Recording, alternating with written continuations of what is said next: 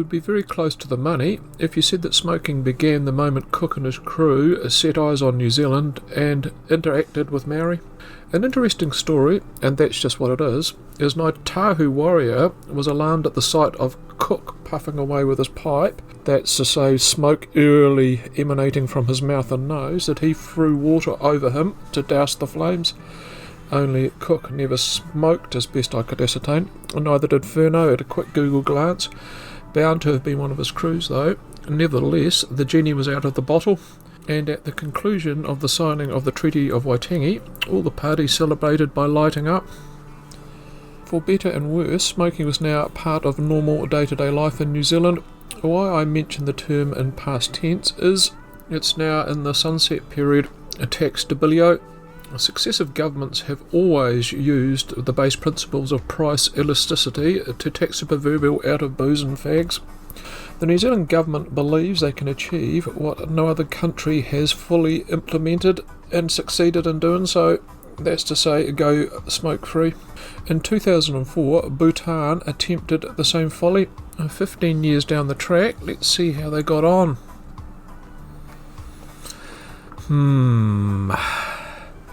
New Zealand won't be becoming a sister hermit nation as long as humans walk our land. That's because humans like smoking far too much.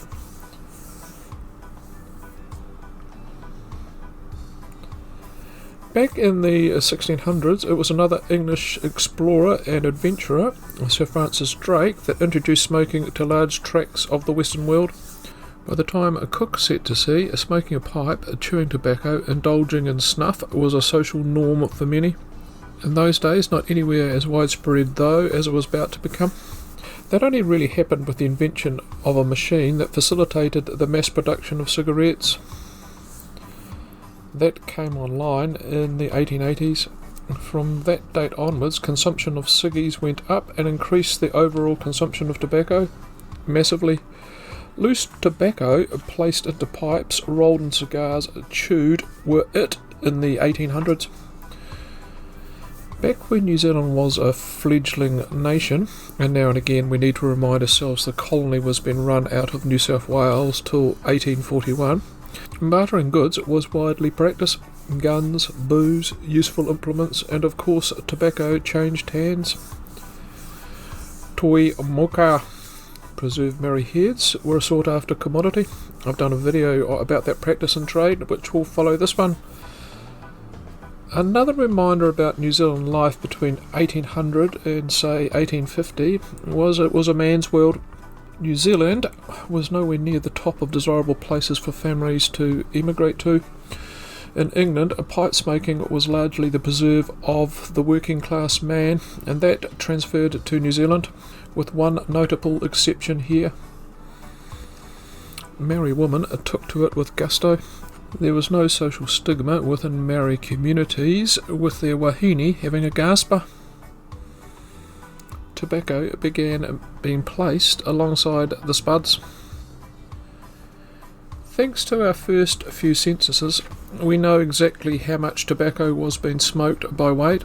Along with that, we also know that a hefty percentage of the population consisted of single manual working men. At first glance, that graph seems to indicate there was a massive drop-off in smoking in the 1860s. Not really. You see, that was per head. As the ratio between men and women evened out, the habit being seen as unladylike in European circles, the average consumption for individuals fell. The overall imports of tobacco was still the same. As best I can tell, New Zealand's smoking rate around that time was about the same as England's, 1 in 6. As with booze, there was a considerable puritanical bloc who saw saving lungs and livers as important as saving souls. Addictive products are just that though. There could only be one winner. By the close of the 19th century, smoking was ingrained into New Zealand society. Gentlemen had their cigars, working men and middle classes their pipes. The 20th century began the zenith of smoking, with the first nominal health policies. That occurred in 1903 when it became illegal to sell tobacco to minors, those under 16 years.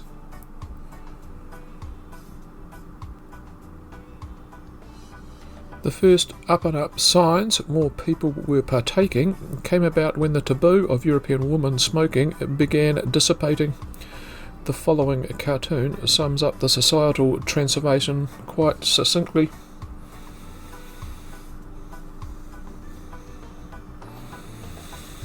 Add to this event was the cheap and plentiful supply of cigarettes at your local shop.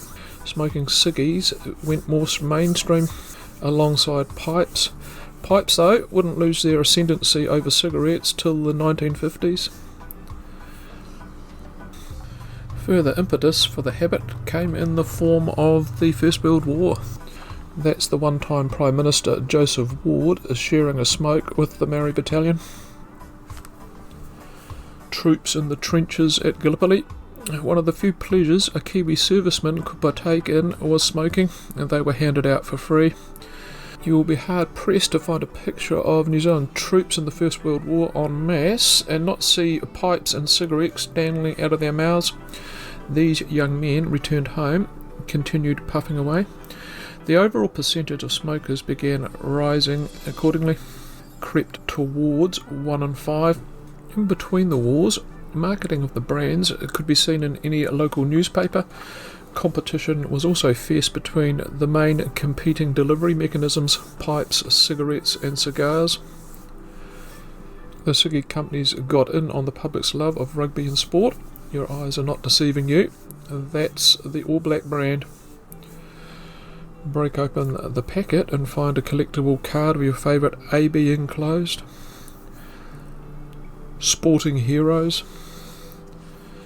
Add to this, New Zealand began its own commercially grown crops in the Upper South. 70 years later, the last crop would be planted in the Upper Moutere, aided and abided, I might add, by the government of the day that demanded cigarettes sold in New Zealand had to have X percentage of local content.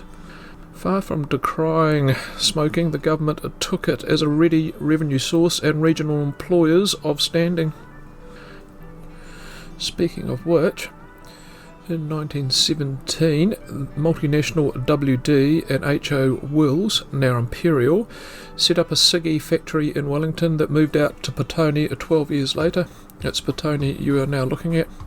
Wills were part of the corporate British-American tobacco empire. Their major competitors, the other big fish in the market, was or is Rothmans. With the writing on the wall, that domestic production line closed for good in 2020. There's not too many people in Petone that don't know someone associated with that facility. To those formative years, you can also add Napier's rebuilt National Tobacco Company building of 1933, the original having been destroyed in the 31 earthquake. Here's the staff / ladies on the line outside the original factory in 1926. All this goes to show how tobacco was becoming big business in New Zealand. It would grow even larger come WW2. World War I had built the foundations. World War II put the walls and roof on. I will sum up the impact of the second global conflict on smoking rates in one photo.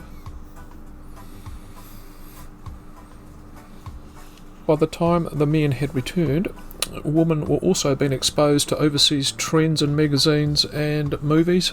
Soon, 3/4 of men smoked, 1/4 of women. The graph is telling.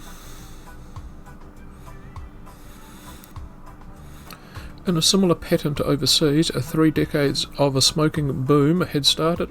Smoking was normalised at all stratas. Let me now put these 30 years into pictorial form, albeit in a rather random fashion. Put on your smoking hat and relax a tick.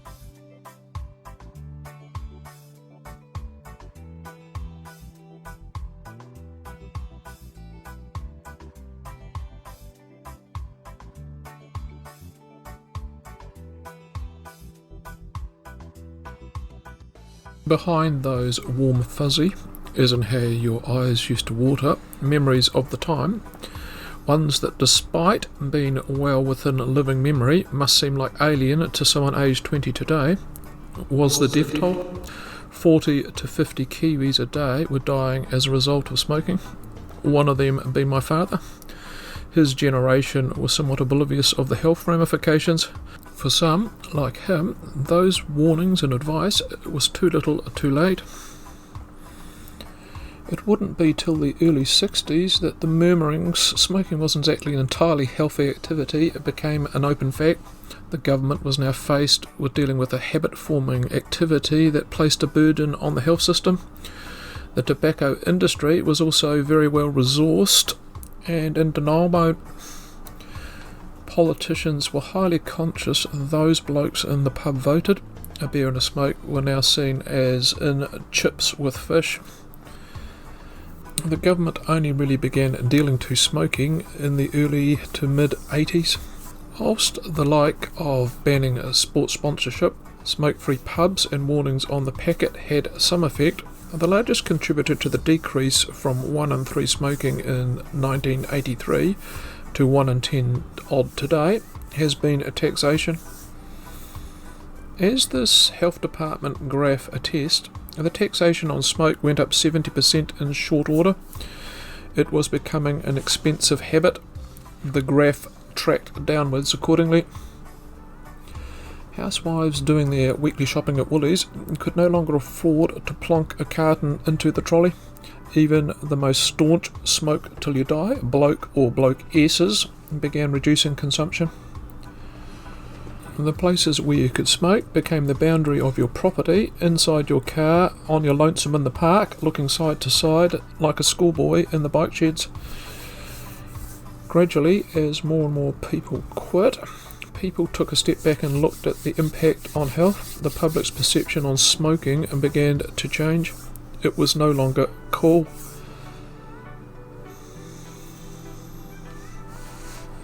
Despite losing my father to lung cancer, I'm personally ambivalent to smoking. If an individual wants to swap short-term pleasure for a shortened lifespan, be my guest. You are responsible for your own choices. No one today can claim ignorance. A modern-day cigarette packet looks like a promotion for a 70s B-grade horror. I do now rejoice not having to throw my reeking clothes into the wash after a night in the pub, and I don't want to fly again 12 hours on an aircraft with 15 rows of smokers. My belief still is smoking won't be going away, at least not in my lifetime. Short of adopting Albanian economic model from 1965, supply will meet demand. And supply will be easily identified for anyone after a cheap packet of 25, and they will be wearing a leather jacket with a patch on the back. That will be the inevitable outcome of the road we are going down. You see, in another time, one of the jobs I had was driving trucks. This wasn't a highly paid profession, not by a long stretch. My time there coincided with the first large increases on tailor-made ciggies, and within months, under-the-counter chop-chop baccy was available by the plastic bag load. My offsider could roll a ciggy with a modicum of well-paced saliva whilst driving a dump truck with the remaining free hand. And there we have it, fine people who've got this far into this one. And that's my brief history on where we've been with health rolls, my thoughts on where we are at and where we are heading. And tell me yours in the comment section. And thanks to all my subscribers. Can't do it without you troops. As mentioned before, which seems like an hour ago, up next is how to preserve a human head. Swat up and surprise your friends and family at the next barbie. Create that hard to buy prezzy for a special occasion. Bye for now.